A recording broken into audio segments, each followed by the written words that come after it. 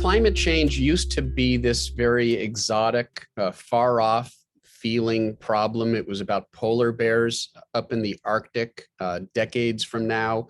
It didn't really feel like it had any immediacy or relevance to us and our everyday lives. Well, that has changed remarkably over the past 5 years or so, where the impacts of climate change are no longer subtle. We're seeing them play out now in the form of unprecedented heat waves and wildfires and droughts and superstorms. As I speak to you, we're dealing with two different bomb cyclones. These are unusually strong mid-latitude storms, one on the west coast, another on the east coast, fueled by warmer oceans. If you're living in West Virginia, you've seen the devastating impacts of climate change in recent years. Some of the worst flooding events, some of the worst impacts of climate change have played out in West Virginia, where a warmer atmosphere with more moisture and the potential for more flooding rains interacts with that mountainous topography that you have to wreak havoc. Dangerous climate change has arrived for West Virginians, and now it's a question of how bad we're willing to let it get. We need our policymakers fully behind us rather than acting on the behalf of polluters. We need them to be working for meaningful climate solutions now. We can't wait 5 years, 10 years. We need to act now. We have the solutions now in the form of renewable energy, wind, solar, geothermal, storage capacity, efficiency measures. We can do what's necessary to reduce carbon emissions by 50% this decade and get them down to zero by mid-century, which is what we need to do if we're going to avert a truly catastrophic 3-degree Fahrenheit warming of the planet. We can still do that, and we don't need miracles. We don't need new technology. The impediments right now, the barriers aren't technological in nature anymore. They're entirely political in nature. Make no mistake, right now we are on the precipice. We need major progress. We need to see major progress at this upcoming Glasgow climate summit if we are to get on the path to averting catastrophic warming of the planet.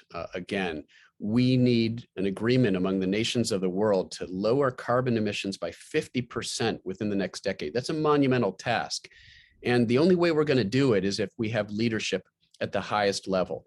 The good news is the United States is back at the table. We no longer have a climate change denying president. We have a president, Joe Biden, who is leading on climate, who's made a very bold commitment on our part, has committed the United States to decarbonizing its economy, to reducing its carbon emissions, again, by 50% within the next decade. But in order for us to have the moral authority to ask other countries to do the same in Glasgow, we need to have our own house in order. Joe Biden needs to be able to go in there and back up his words and show that the United States isn't just talking the talk, it's walking the walk. And the way he's going to do that is if we can reach an agreement. Maybe it's only a framework at this point, but a framework, an agreement among, unfortunately, it's just the Democrats. We're not going to see any Republicans vote for meaningful climate legislation. But with all of the Democrats on board, including Joe Manchin of West Virginia, we can get major climate legislation passed in the US Senate and then the Congress, then the House of Representatives, and then signed by the president. We need this current bill, this current Build Back Better bill to pass the Senate with the climate provisions intact. And we need every single Democratic senator, including you, Joe Manchin, voting for it. That will basically allow Joe Biden to demonstrate that not only is he talking the right talk, he and the current administration are walking the right walk, setting an example for other countries and bringing other countries to the table so that we can get that global agreement that we need now that gets us on the path to limiting warming below catastrophic levels. And then finally, that comes together with a global climate movement led by the youth of our world, led by children, Greta Thunberg and other youth climate demonstrators and protesters that have recentered, again, this conversation where it needs to be. because it's not just about science and economics and policy and politics. It's about ethics. It's about our ethical obligation not to destroy this planet for our children, for our grandchildren. It's still time for us to make the right choices so that we don't mortgage this planet.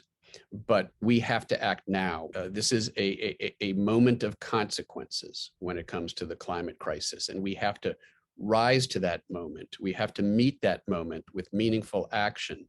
And that means that we need our politicians advocating for us, doing what's right for the people they're supposed to represent, rather than doing the bidding for powerful polluters and entrenched interests. When now something better than fossil fuels, safer, cleaner, healthier for our planet has come along, and that's renewable energy. And those states that embrace this next economic revolution, the clean energy revolution, are the ones who are going to prosper. And if we care about the future, of our children and our grandchildren, and we want economic opportunity for them, it's simply not going to be in the area of fossil fuels. The age of fossil fuels is coming to an end.